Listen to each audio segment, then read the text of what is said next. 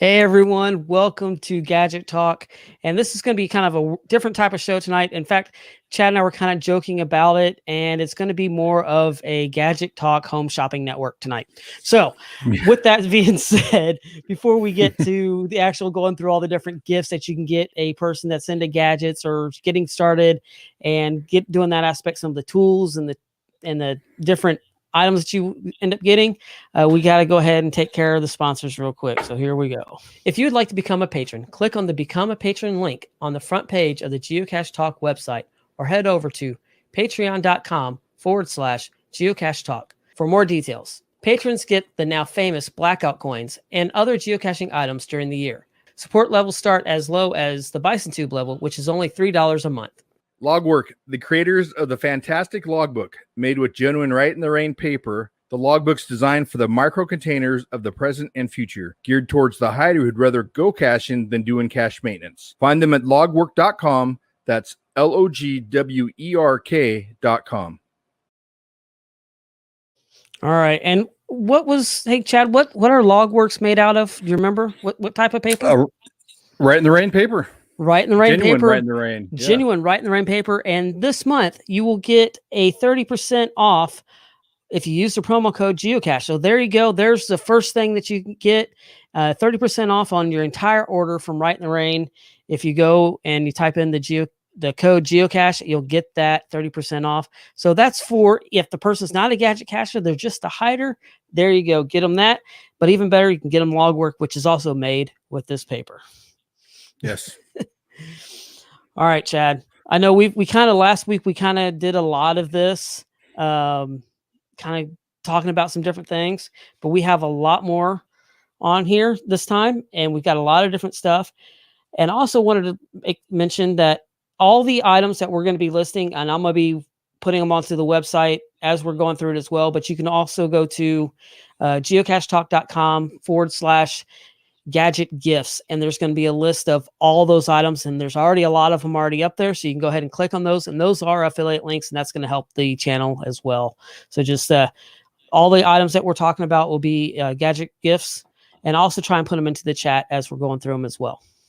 Yes, that helps us out quite a bit when people actually buy on there. So yes, as I'm sure most builders know, it's not cheap to build caches sometimes. No, but I was trying to find some of the best prices that we can put out there, and a lot of the ones that I use, and I think the ones that you use. So we're trying to find ones that hopefully will be a lot better and require less maintenance as possible, because I'm not really big on having to do maintenance. And so yeah, that's how I am. But I just want to thank everybody in the chat room that's joining in already, and those that are watching. Go ahead and smash that like button while we're at it. But we're going to have a lot of fun on the first annual Gadget Talk Home Shopping Network. Yes. Okay. So to start this out now, like what you mentioned, is we're going to go over a lot of stuff that we have the last few weeks or in the past, but we're just going to remind you and maybe go into more detail.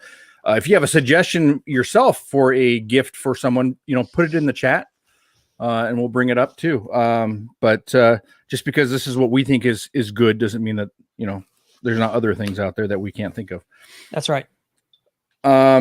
So let's start with, should we start with some LEDs? Let's start off with some LEDs. Yes.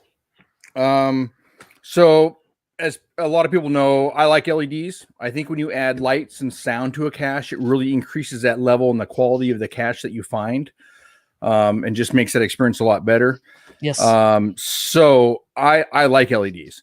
And I like pre-wired because having to sit there and rewire stuff. I do a lot of stuff where I do have to actually add resistors and everything. But for the average cache builder that doesn't solder, doesn't have that kind of skill, the pre-wired ones are good. So we're going to show those.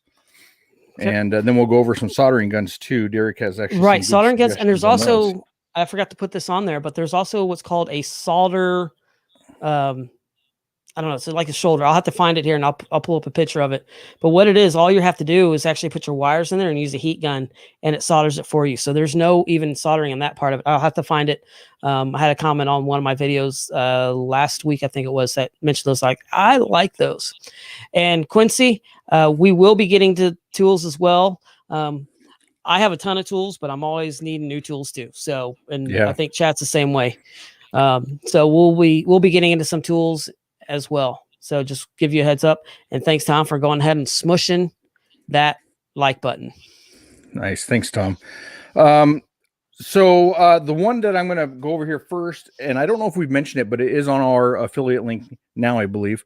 Yes. Is a LED here. And let's go ahead and add that. Now, unfortunately, if you're listening to this, this is going to be a really hard podcast to listen to, just because we're going to be showing a lot of things. I don't know if this is, there we go. It cleared up a bit. So this is a 10 color pre-wired LEDs. So you have the red, yellow, white, blue, green, pink, orange, warm white, UV, which is purple, and then a light green LED pre-wired. I like this because it gives you a lot more options rather than just the 4 colors or 5 colors. It gives you more options for being able to create better puzzles and to confuse people. So, yeah. So I like that. So this is a really good one. This one here runs on Amazon. $16.99. $16.99, yeah, for 100 pieces. So it's about, I think it's 10 of each LED. So it's a good one. Go ahead.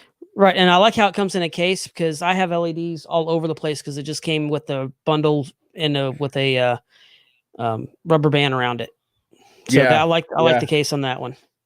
Yeah, the cases are nice. The one thing I really like about this is the UV light on here, because if you had a cache that either took multiple people to find it and you had to push buttons, and then you could have an LED come on inside of a pipe you had to look into, and then maybe it would show a code that's a UV light code or something. I think that'd be a really fun cache to build. That would be really cool. Yeah, that would be cool.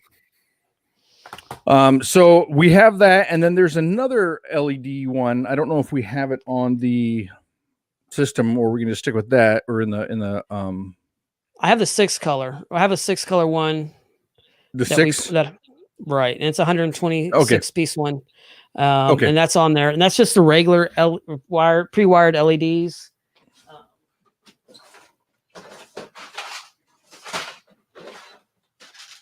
So there's just like the other one is just so this is, like I said, that's why I like that case, because all of them are all kind of jumbled in here. I could take the time to go and sort these out, but hey, I'm building caches. I don't have time to sort it out all the time. So I just pull it out which ones I want. But yeah, that's on there as well. And I'll drop the link here in just a second into the chat as well. But these are on the website already. So yeah, that's just the regular LEDs. And this has a white, red, yellow, blue, I think, and green is what's on these right now. And there's the one that I have on the list also has an orange. So those are on there as well. I don't have an orange in this one. So yeah, and the orange, unless you have yellow on there, the orange is sometimes tough to notice it's an orange, because it's so close to yellow that it's like, is that yellow or is that orange? So you got to try different combinations. But yeah, I like having the more colors. I think it's a lot better. So yeah, I think it is too. Yeah, and the case thing, it's kind of funny when I get stuff in cases, I throw the cases away because I have everything sorted in bins. Well, we all have our own ways that we're doing stuff. Okay, so LEDs. After LEDs, let's go ahead and talk about some buttons, because we need to activate these LEDs with something. That's right. So one of the things that we like to do, or what I recommend and we've done on the show, is the waterproof momentary switches. Right. I absolutely love those. I've done them on, let's see if I have it up here. Nope, it's not up here. I was looking for one of my caches. I have a whole bunch here. Here's a black. Let's see if I can get it to focus. Here is a black, one of those momentary buttons right here. And they come in different colors. And it's just a really great thing. One thing I really like about these momentary switches is that it doesn't matter the terminals on there, positive, negative. It plugs into each one and it just goes straight through. That's something that's really cool. You don't have to worry about which one's which. So, and that link is also on the site as well. Yeah. So if you look here, I just grabbed a handful of them. So they come in several different colors. I don't think I have white in here, but they come in white as well. Nice. Yeah. Waterproof. I have these on a cache. that's been out in the weather for over 3 years. Never had an issue with it. And they're in the direct weather here in Seattle, so I've not had any issues at all with them. That's so great. I definitely recommend them. And then Momentary Switches.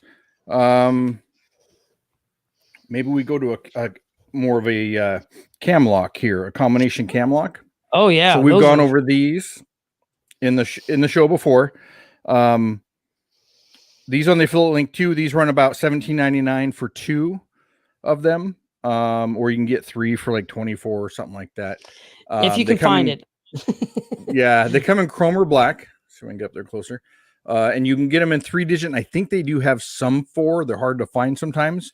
It just makes this part here that you turn bigger, right? So that is one that I recommend. I love using these in ammo can builds.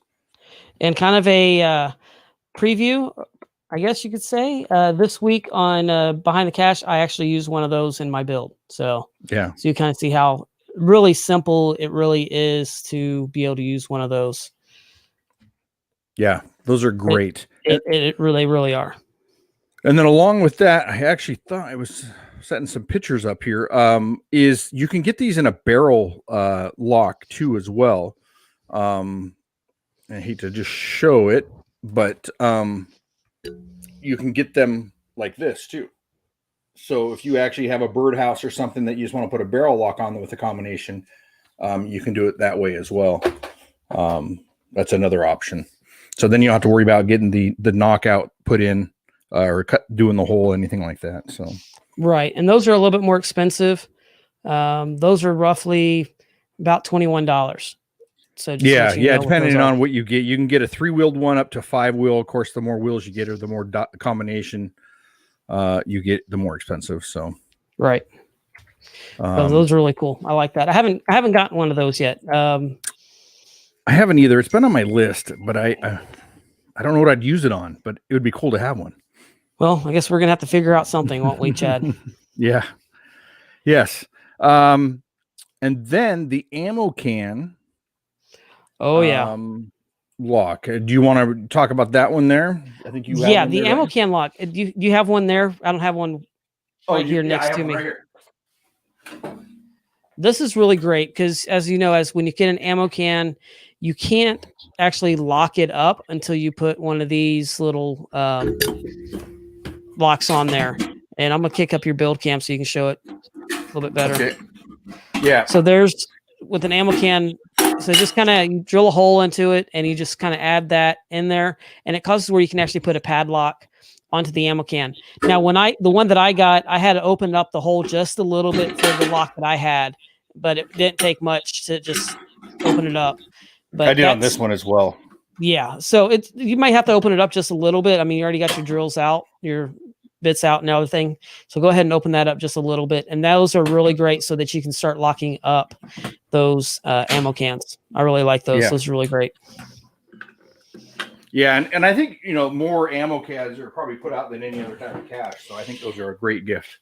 And they are. And I'm trying to come up with more that kind of style of gadget caches using ammo cans, because a lot of times they are a lot easier to hide because of not having to put them to a tree or lock them to a tree or that aspect of it, or trying to find a place of business. So just kind of put them to being able to hide an ammo can out in the woods is a lot of times a lot easier, and to be able to put a gadget in that, it is really cool. Yeah, and I agree. I mean, mounting a birdhouse and boxes like that, I don't know. I haven't made one and mounted it, but that could be a lot of work. Yes, it is. And asking permission and making sure you cement it down so someone doesn't walk away with it. Yeah. So yeah, it can be pretty rough at times. Yeah. Let's see, locks. So one thing with locks and something I've always talked about on the podcast is the screws, right? I like using the security screws on my caches so people can't take them apart.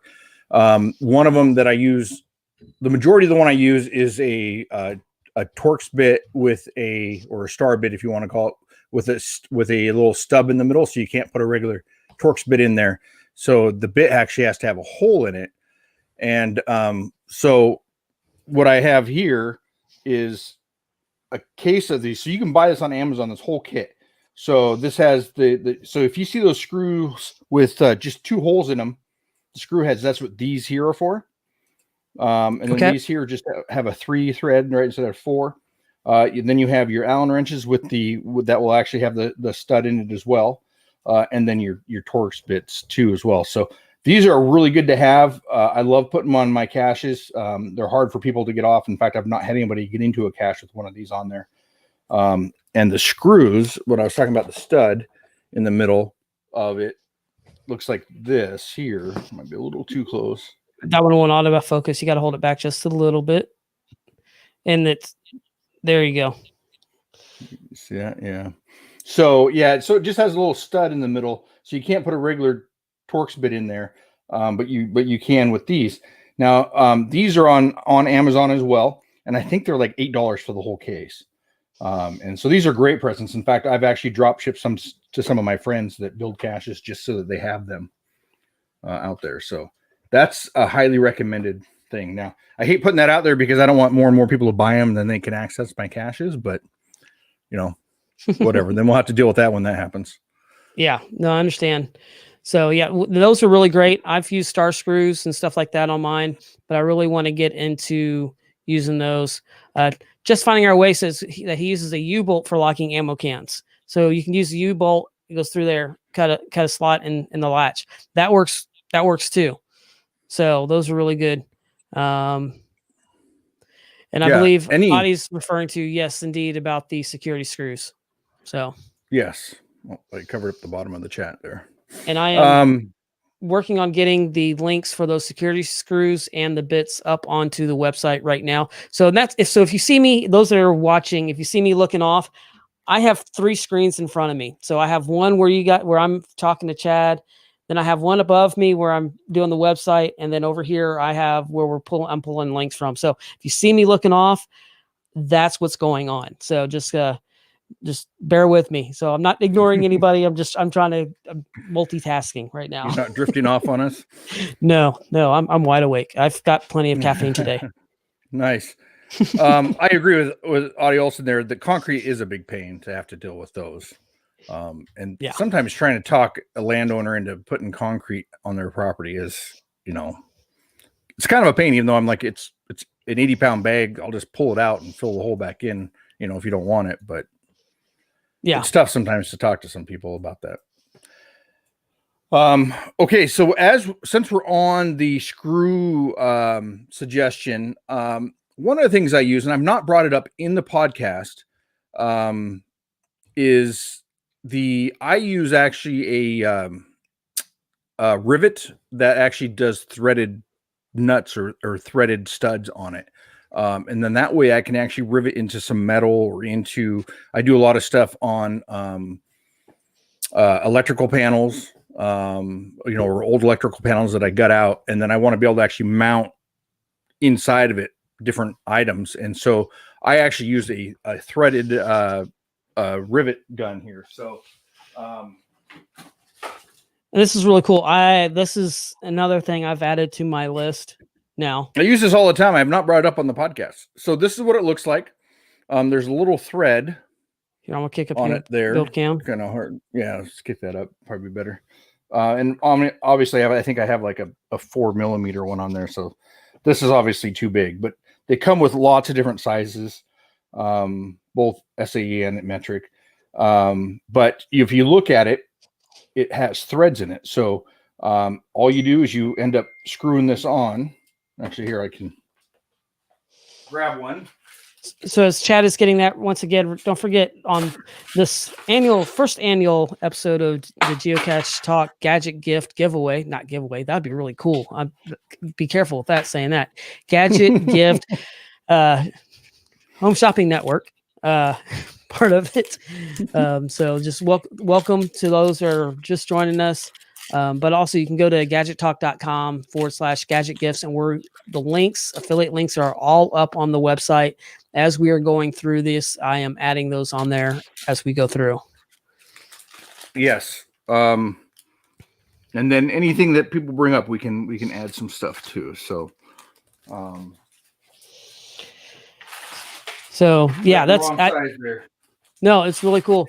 And while you're working on that, one of the other things that I really, really like finding or using as well, and I don't have it right here in front of me, but is a set of digital calipers. A lot of times when you're trying to figure out the size of a different bolt or what you need to use, you can throw those digital calipers on there and get that measurement really quick.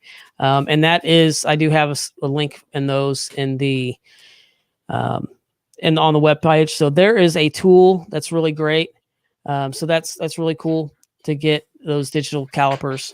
Another tool that I find that is really, really helpful, especially if you're doing a lot of wiring and doing different stuff, are the vice grip wire strippers. These, let's see if we can get the focus. These are like a lifesaver. As you're just doing it, you just literally just put the wire in there and it strips it for you really quickly. And it does it from the small wires all the way up to the big wires. And you get, a lot of times you can even do multi-wires in there at the same time. So those Irwin vice grip wire strippers are really awesome. Another tool for you that's really great. Those run you about $22. But hey, you know what? That $22 is going to save you so much time when you're doing those wires. Yeah, I like those too as well. I use those same ones. Yes. All right. So I'll just, I'm going to go and mount it to just this piece of bracket here I have laying around. So what you do is this is a 4mm, but they come in different sizes. So you just thread this on, and there's adjustments and stuff. And if you get one, you could read it on there. So then we're gonna open it up, thread it on, and then I'm just gonna stick it in here. It's just the same as a rivet gun. And it's kind of hard to do with one hand. Sorry. It's all right.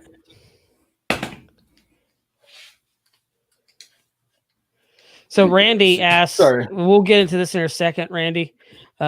Randy asks, what is your definition of gadget cache, mystery cache, and field puzzle? Fun, creative caches. Really. I mean, that's just really there's so many. It's a very fine line. Mystery cache, it really, a lot of times it depends on the reviewer if they'll want you to use the mystery cache aspect for a gadget itself. Some of them do, some of them don't. So that's where it kind of gets involved in that. But they're just fun. Gadget caches, to me, my definition, I know Chad has a little bit of a different definition as well, but a gadget cache has some type of mechanism that opens the cache itself, the container. Mm-hmm. To me, a creative cache is you can have to solve a field puzzle, or you solve a puzzle there on there that gets you into the combination lock. So that's a little bit different. That's my definition. But like I said, they're fun. They're all creative caches is really what they are. So yeah. Okay, so you can see that it's just a typical rivet now. That's in there, but it's threaded, so you can take your bolt and actually thread it in there, and then that way you're not stripping anything out. If you have it on, stick it on the outside here, this part, or people can see it, they actually can't unscrew it from the other side. So I use this a lot. It's a tool I really recommend, but I don't know how many people would end up using them. But I think it's fun. It's good. Yeah, those are really cool. I like those. I really do. That's really cool. Who doesn't like tools? Yeah, and John Cruz saying, I dream many of hours about having tools like that. He repurposes and collects anything and everything to make all his hides from day one, and that's great. I've used a lot of repurposed wood. I've used a lot of the tools that I use I've inherited. I use a Shopsmith that is from 1963, and it runs like a dream. I absolutely love it. And you'll watch my channel, you'll see my Shopsmith all the time in there. So, and a lot of my tools I've inherited. I've started picking up some other ones here and there, but the ones that I use most of the time, I've inherited, and they just really, they're just hands down some of the best stuff. I really like them. So John was saying that the only downfall is that in about a year, his caches need facelifts or complete redos. I wonder what he's building them in. But Right. Yeah, If you're or I guess it using depends on how you find them and how many right, people find them and where you're hiding them. right, and climate, and that's one thing when you're building a gadget cache, you got to look at your different climates that you're at. A lot of times, plywood isn't going to hold up very well. I've started moving toward more like cedar and plank wood, like what you use for a deck. Those seems to hold up a little bit better. Because I've had the same issue where I was making a lot of the repurposed wood and everything. And that's kind of why I've kind of gone away from that a little bit, is because I was watching them split, and it also comes down to the way you prep it. If you're how you seal it. So if you use a lot of paint and also your primer and all that, how you seal it, and if it's treated wood as well. So it just depends on what type of wood you're using. I believe just finding our way, he puts his in plexiglass, and he's in Arizona. So that's a really great way. And those are out there in the heat of Arizona, and they can be out there for 6, 7, 8 years because it's in plexiglass and it just really holds up. So that's different ways. Like I said, what works in one climate may not work in another climate. Plastic ammo cans up north break in the winter. So, I mean, there's just, there's just different things that go into that. Yeah. So that rivet gun, fiberglass. Sorry, just finding a way. Oh, fiberglass. Fiberglass. Because he used to make kayaks. A long time. Yeah. Sorry. Yeah. So yeah, because he used to make kayaks, I think it was, and doing those. So he's taken that technique and put it into caches, and I think that's really cool. Yeah, I did fiberglassing back in high school. We made canoes and stuff like that, but I don't know if I would remember even the first thing to do with it. I know. I wouldn't. Yeah. So that type of gun, rivet gun that Hugh was asking about, is a rivet nut tool or rivet nut system. I don't know, nutting system. It's on the link, right? Did you share that link? I'll reshare the link. I'm going to drop the link into the chat right now. And it's also on the website itself. So you can go to there, and the link is on the screen right now, and it's gadgettalk.com/gadget-gifts for those that are listening by audio. Yeah. Yeah. And when you look it up, it's under, if you just type in rivet nut tool, it'll pop them up. So. Right. And there's the link is now in the chat as well. So that's what it is. And it's a $46.98 on Amazon.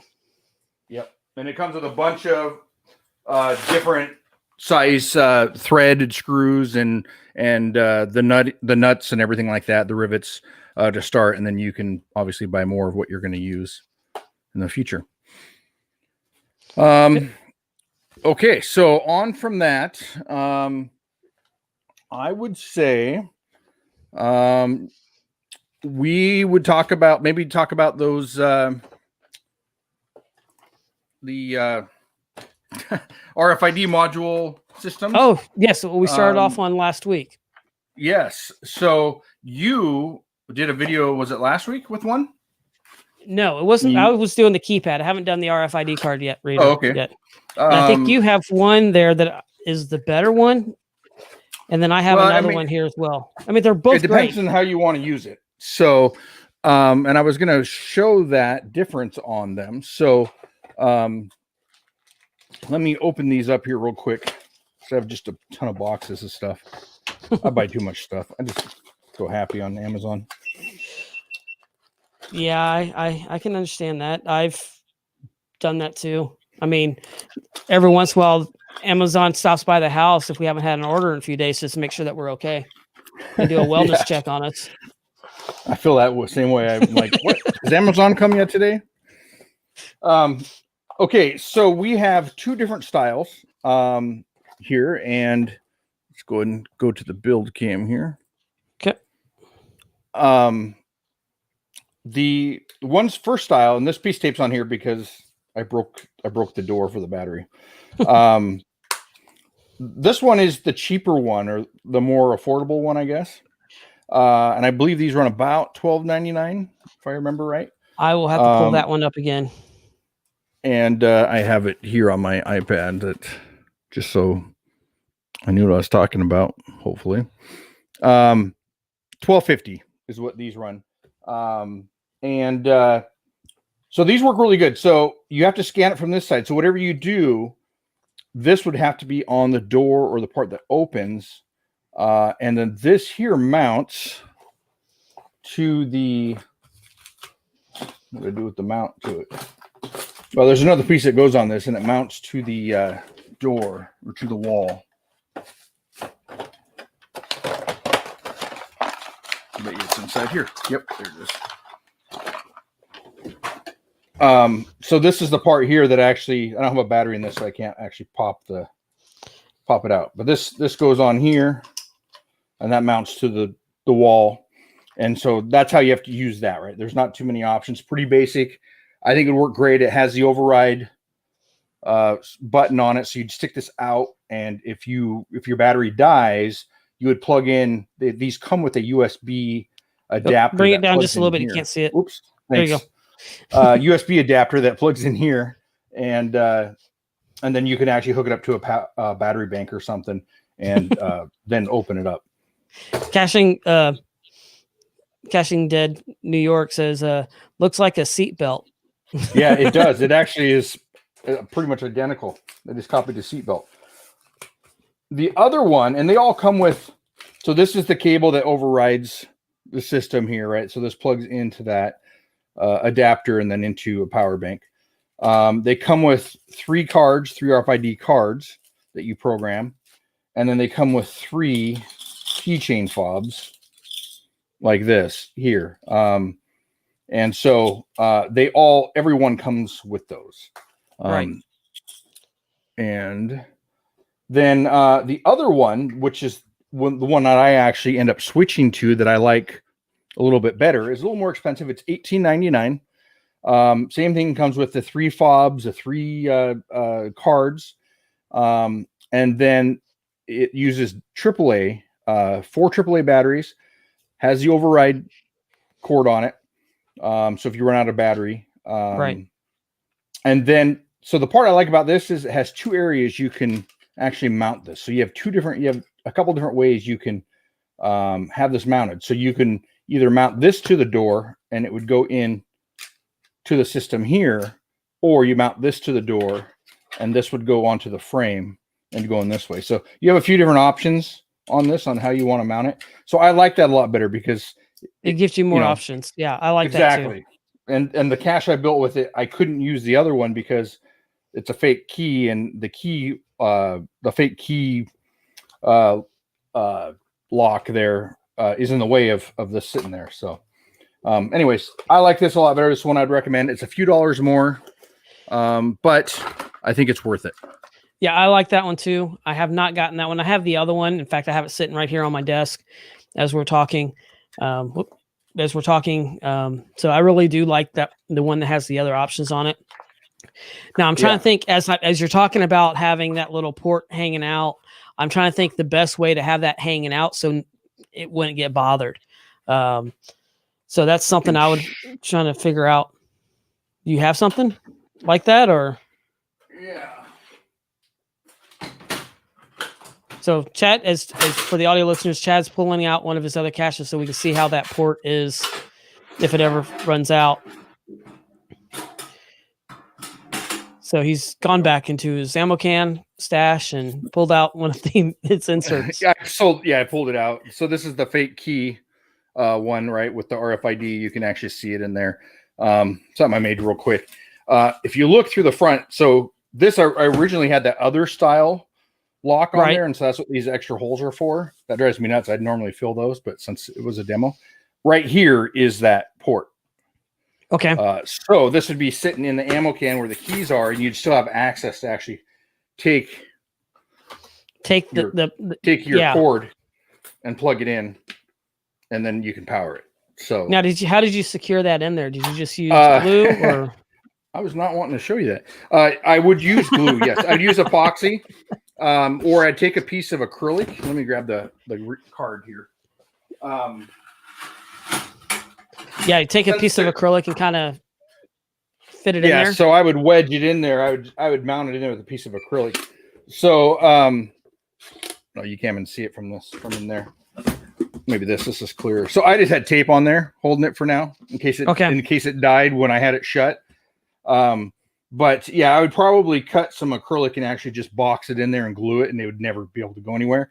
Maybe you could use epoxy if you didn't want to use acrylic. There's all different methods, but I just did a tiny hole that it fits in. And then what I ended up doing, which is a good thing on these holes, is if you notice how they're countersunk. Right. I don't know how many people, I'd imagine everybody here uses these, but I just have a countersink bit here for the head. So I actually did that as well, wherever it is. And then that way the end of the port just kind of slips right in. Yeah. So Eric said that he got one of those today and it did not come with the cord to plug into the override. Yeah, I was just looking in mine. I was trying to see if I had the plug for mine too. And I don't, it's probably up here in my office in one of my containers, but yeah, I don't see mine either. So I may have to order another one.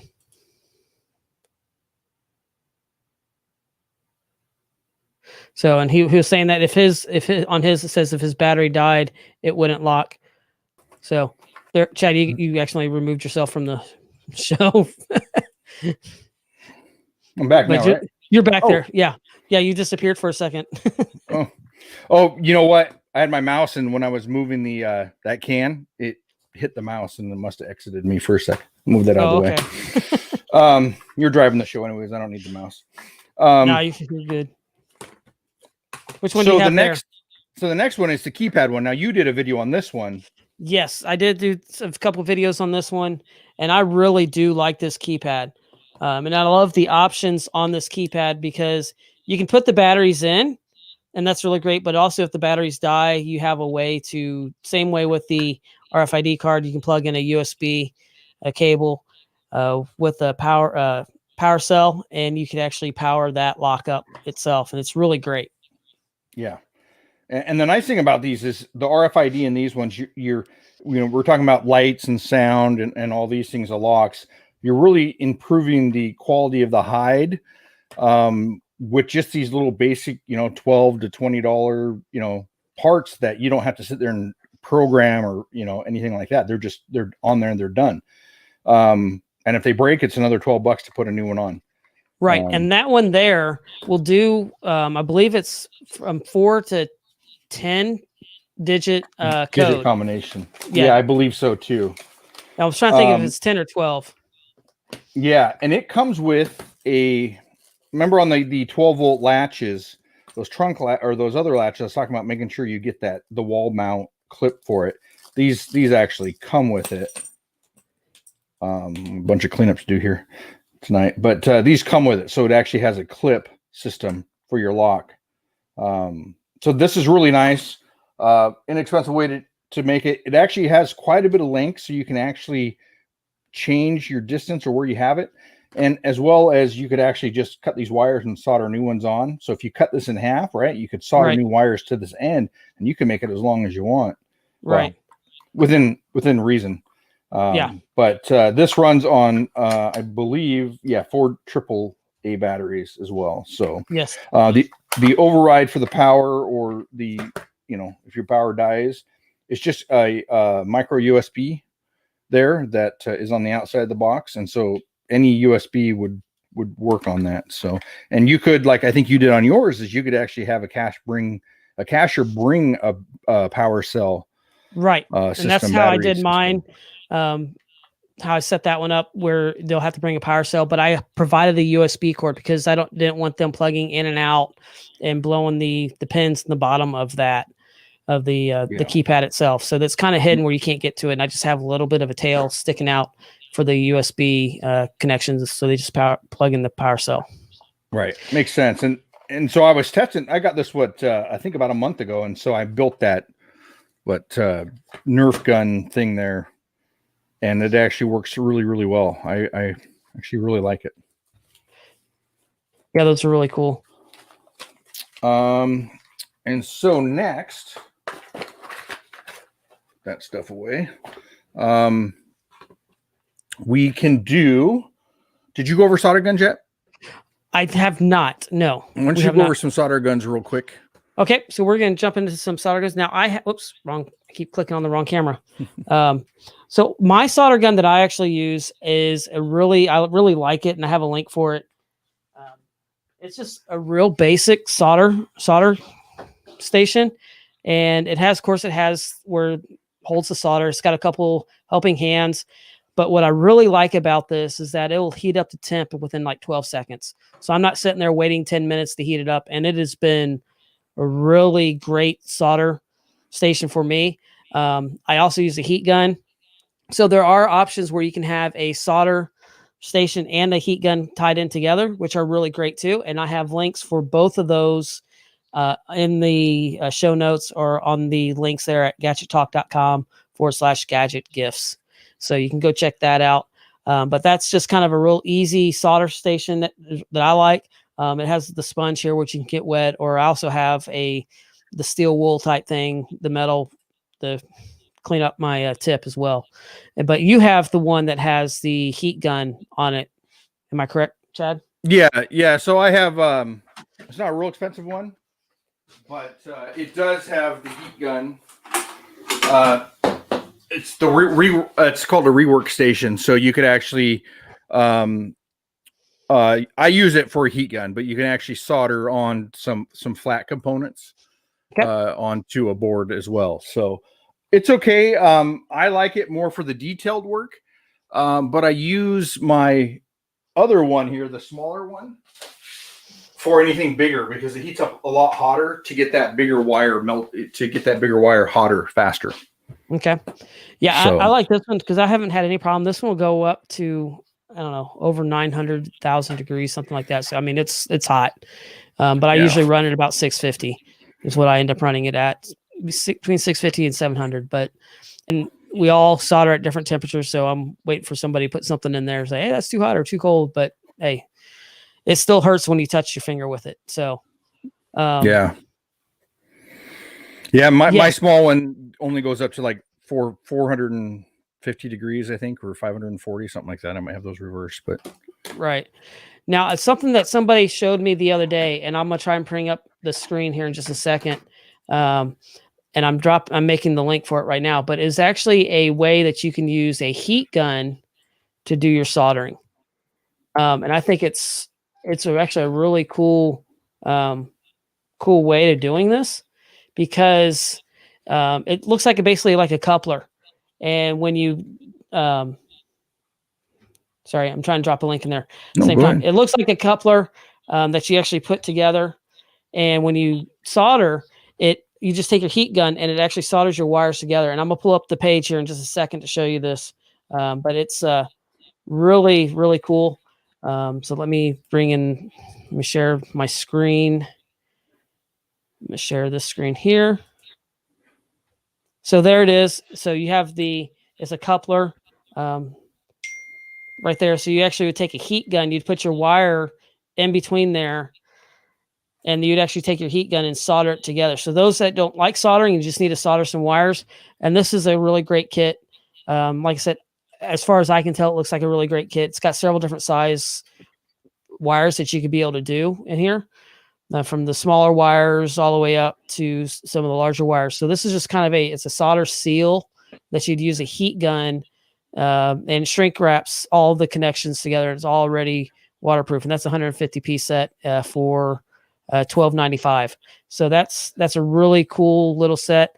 Somebody showed me that the other day, and because says, hey, you ought to try one of these out. They use this for work, and that would be another option for somebody that does not like soldering or is unable to. Yeah, I've seen those, but I have not used one. I've actually wanted to try one out, but you have to let me know how that goes. Yeah, it's on my list. So Engineering 42 is a small soldering pencil for electronics and small things, and a larger soldering gun for larger wires, big terminals, etc. Right, and all the soldering irons that I put on there have multiple tips, so you can have the bigger tips and down to the smaller ones as well. So, yeah. Okay, next will be something that we have kind of covered parts of this on the show. is an Arduino kit. So I recommend this if you're wanting to get into Arduino stuff and programming.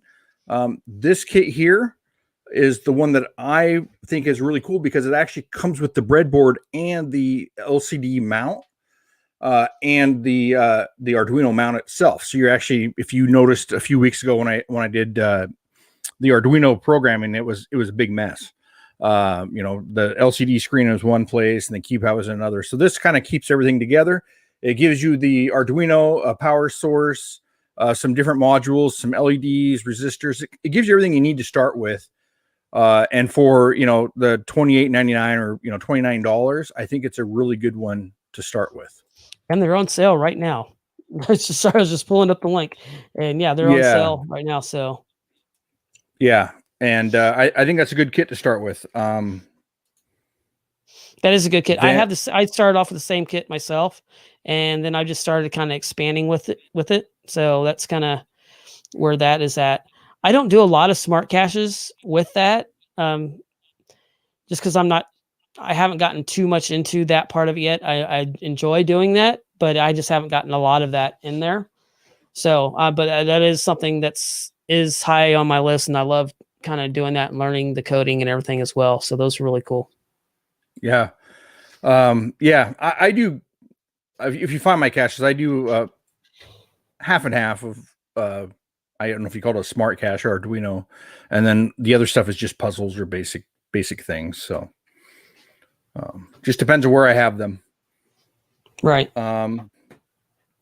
Okay. So next, I'm not going to go over Arduinos. You can look on those yourself, look at the different boards. I like to use nanos quite a bit. It all depends on, I think the biggest difference for what we're teaching is inputs and outputs, how many you need. Right. But I wouldn't go with the cheapest ones. I actually earlier this year bought a 10-pack of some fairly inexpensive ones that were probably too good to be true. And they won't upload. So I finally end up doing some research on them. And they're from some company, and you actually have to go onto their site and download some programming system. And so I tried that, and they still don't work. So yeah, look at the reviews, and you should be a good quality one. I think you're going to be spending probably between $3 and $4 on. Okay, they're probably $2 each. Is probably too good to be true. Yeah, probably. So Rumba Cats is late to the party, but having Derek on the left is hurting my brain. Okay, there, is that better? I'll switch sides with Chad for a little bit. Randy, any recommendations? Let's pull that up there. Or thoughts on combination locks that the rain and elements will not mess up over time?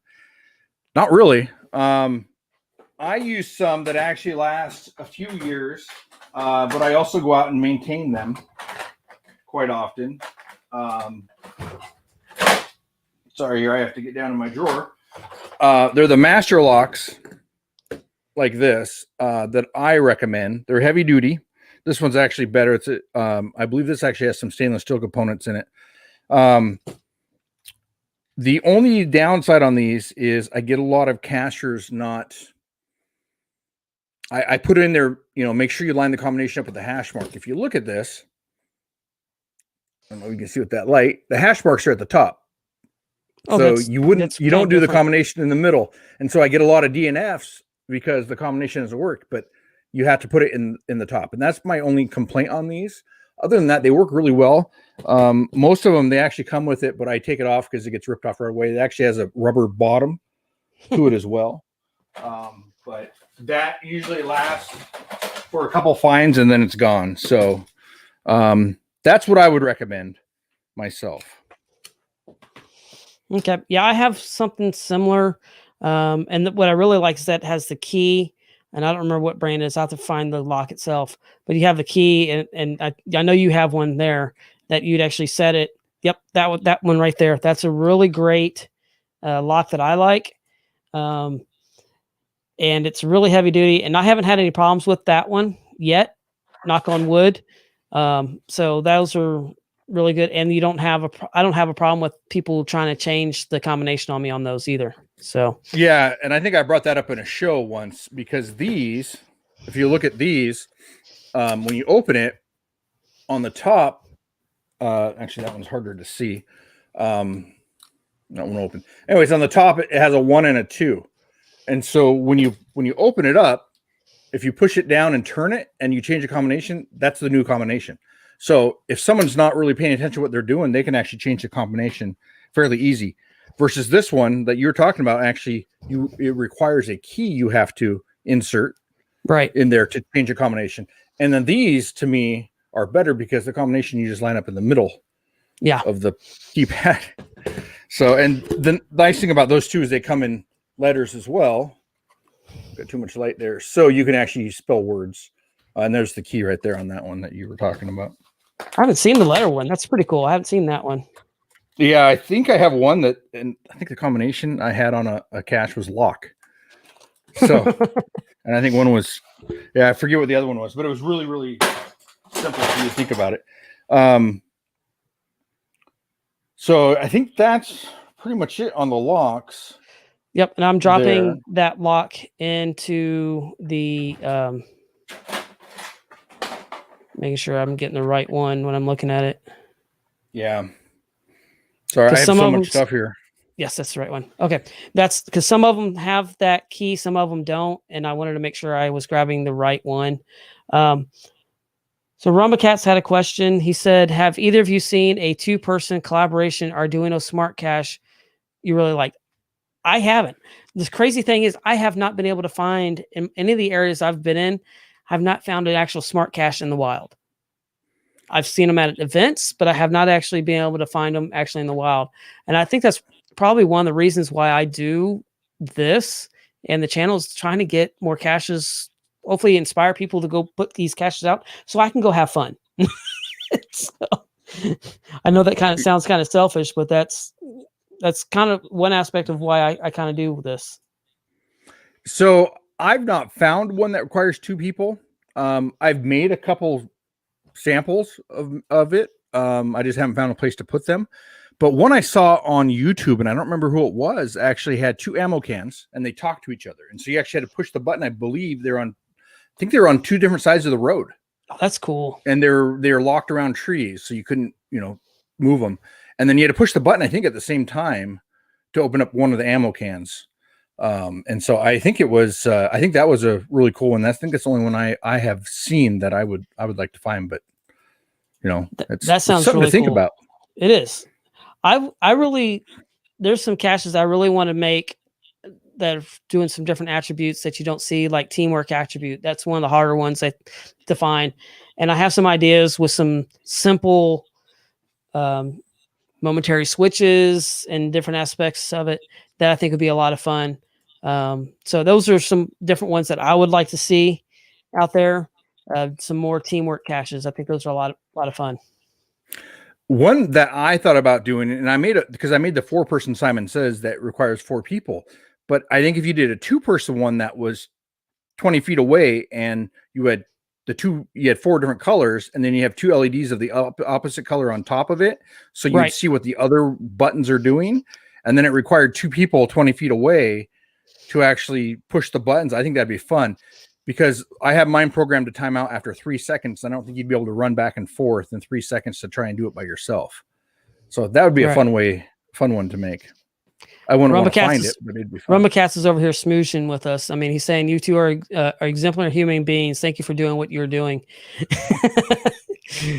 Hey, Rumbacats, we love what you do. I mean, you have some of the craziest rocks that are gadgets and stuff like that. And some of the builds that you've done, the Jumanji and all that, those are phenomenal.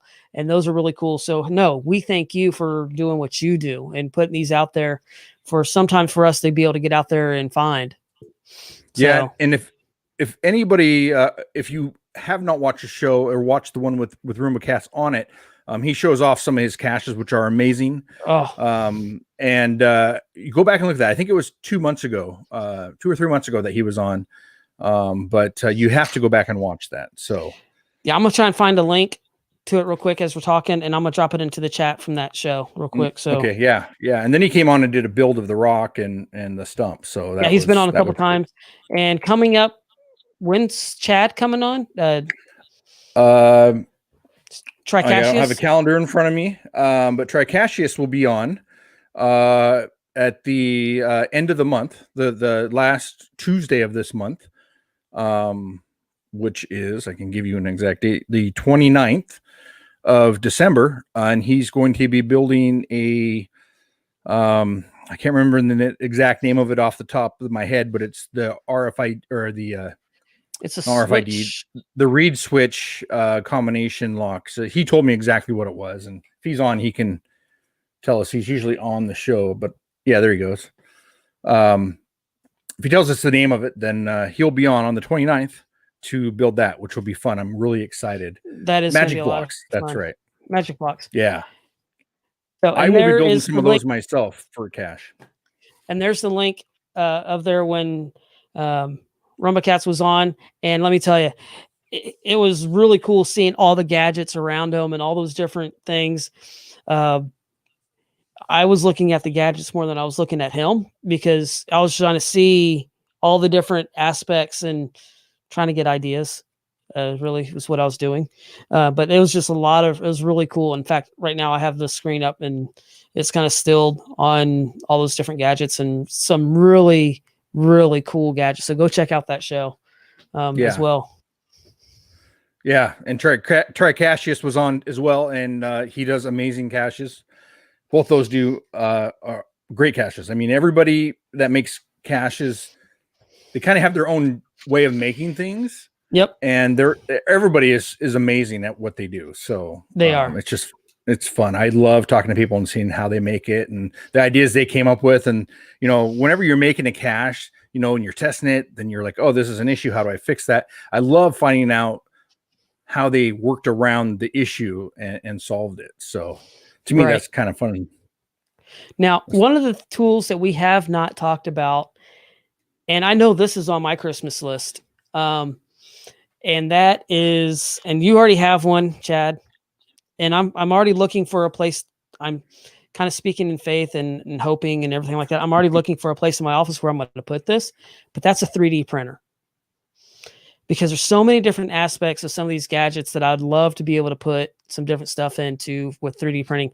I remember doing a cache where I was dropping a marble and it was trying to flip the switch for the cache dispenser, and I sat there in 5 hours trying to figure out how I was going to get this to work coming down. And if I had a 3D printer, I could have just printed this stupid thing up that I was trying to do. And I ended up figuring out how to make it, but it would have been so much easier just to put it into a 3D printer. And I know you have a Prusa. How do you say it? Prusa. Yeah. Prusa. Yeah, Prusa. Mm-hmm. And those are really good. And they're expensive, but then on the the gadget gift page, that I've put up there, I have the Ender 3 V2, which is actually under $300. And I've seen some phenomenal reviews on that one, and that's on my list to be able to get as well. So that would be one of those big ticket items for a gadget builder as well. And there are so many different things that you can do with it, from building the log dispensers that, like, I've been seeing a lot of them out, different aspects, the parts that you can put in gadgets, a lot of different things that you can do. Oh yeah. And the Ender 3, I think, is what was on there. That's a great 3D printer. The truck. Yeah. The truck has one of those. He's been doing some stuff on there, and he's got a new Facebook group called Gadget 3D Printers or something like that, or Geocache 3D Printers. So that's a new group that he's got on there, and there's a lot of different things you can get on that. And I know if you go to Thingiverse with it, you can get a lot of different free builds and stuff like that on their designs that you can use well. And there's some of the, what's it called? The blind mazes and different things like that are just really, really cool. And the nice thing about those is I would recommend joining a Facebook group that is with your machine. So if you had the Ender 3 Pro, join that group, because if you have any questions or any issues, you just post on there and you'll have so many people that answer those questions for you. I've had the same issue with my 3D printer and my CNC machine, and it gets answered really quick. And I'm like, oh, really? That was it? That's all I had to do? So I would recommend joining one of the groups on Facebook. So Tricache has a question real quick, sir. We'll get to that one. How tough is it to learn the drafting for making 3D printing? I don't know, because I don't do it. No, I use Tinkercad a little bit. I do a lot of stuff off of Thingiverse. I've designed some of my own basic things, but nothing too technical. Now, there is another cacher out of the Netherlands that's actually starting a podcast or YouTube channel that's going to be showing how to actually design and make everything, including adding the Arduino, the parts, making sure there's enough room, and everything inside the print itself. And so once we know he's up and going, we'll mention it. But I've seen some samples of his. He was the one who made that 6-foot distance thing, right? So you've had a countertop, and it has a person that's red and green, and so he actually invented that. He invented and like IKEA and all these different places are using them. It's really cool for social distancing, for like the counter stuff. It's really, really cool. So so that's someone you want to learn from that stuff from, and he's working on that right now. So we'll recommend that and talk about that a little bit when he gets up and going. And we probably maybe even have him on the show eventually too. So I've considered it recently. He doesn't have a ton of caches out there, but he's extremely smart. Him and I have done hours and hours. I'm sure you have too, with him on FaceTime and stuff, and just going over our shops. And the guy's shop is amazing. Oh my gosh, it's so amazing. I've gone awesome. A lot of the stuff I've talked to him about is a lot of the technical camera and stuff like that as well. So yeah, it's really, I can't wait for his stuff to come out. Yeah. So yeah, but until then, just join a group, and a lot of these printers also have their own programs that will come with them that are free, that you can mess around on as well. So I one thing I use more than my. Oh, go ahead. So Randy says, you guys are a wealth of knowledge, and tips have saved me a lot of time. Thanks. I'm glad it saved you time, because it has not saved me any. It's been the school of hard knocks to try and figure some of this stuff out. So yeah, it's great, and that's part of it. I love sharing this knowledge that I've learned. So it's just been a lot of fun. Yeah, and was Engineer 42 up here mentioned that he just got an Ender 3 Pro, and it was under $200. Right. Now they have. Now you got to watch. Yeah, I was looking at that too, and I clicked on Rombocats too. It was commenting on the same thing.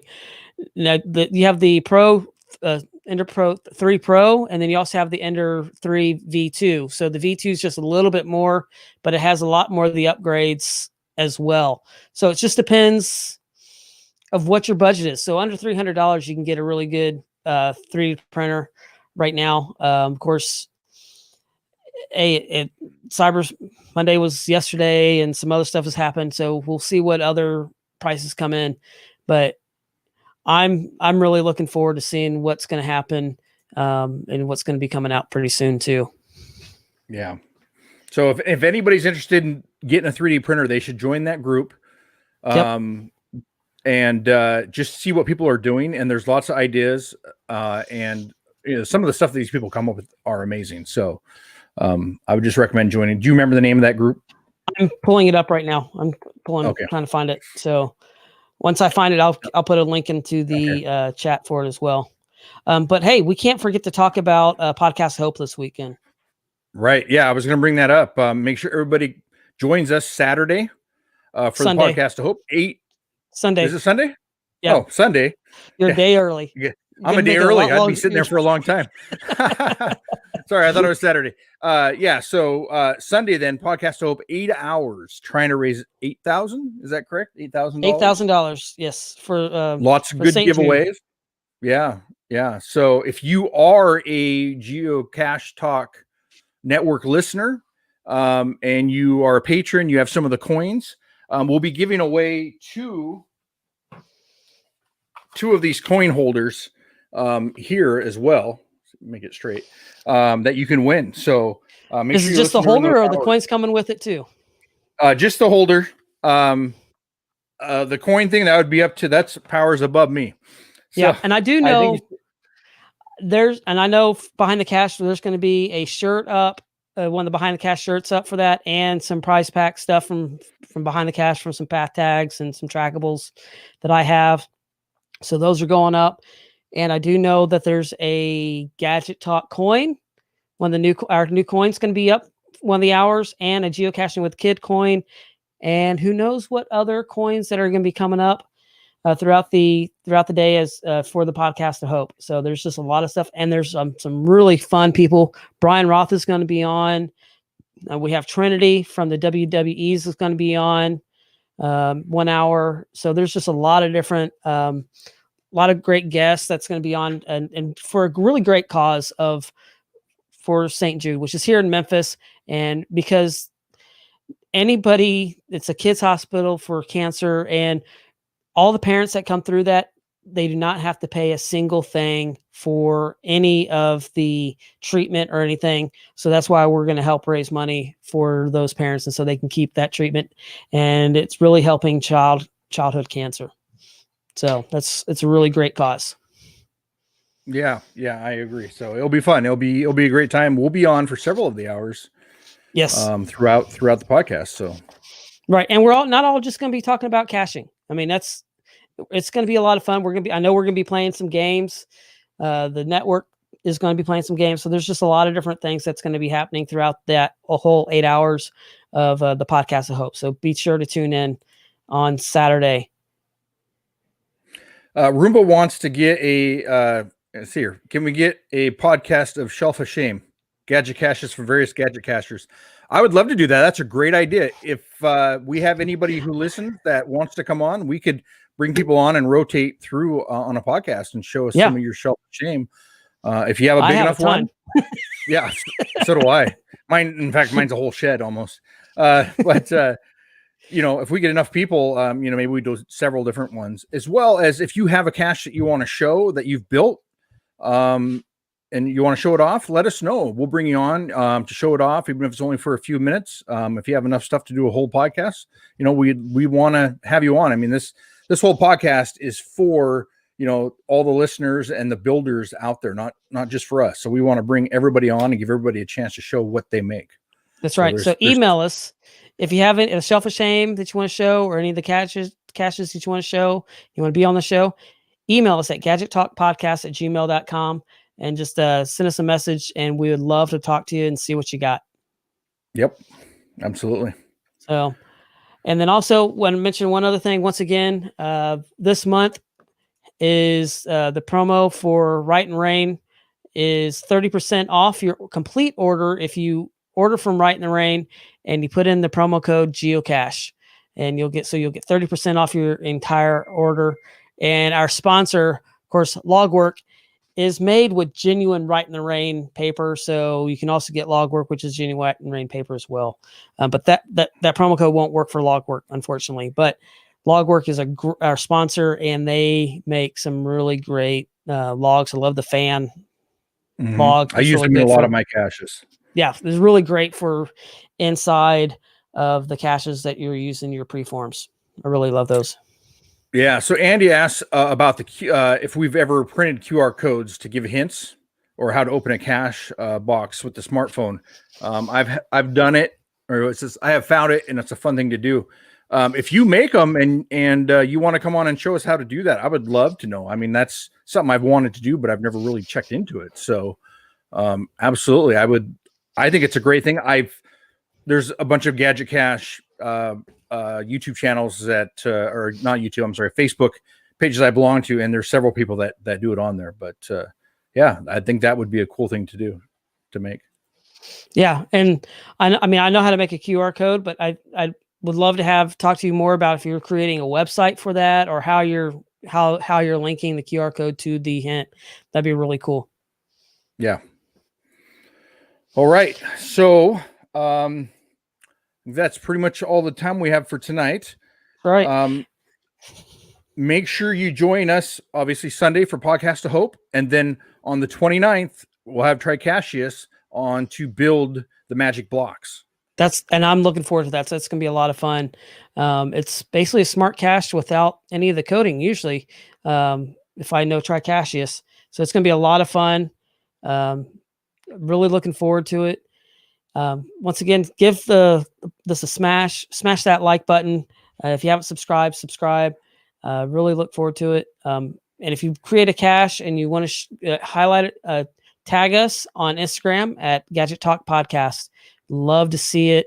Love seeing those things. Love comments and love sharing ideas. So this was a lot of fun, Chad. I really enjoyed our first annual Gadget Talk Home Shopping Network show. Yeah, it was fun. I don't have to build, so I love it.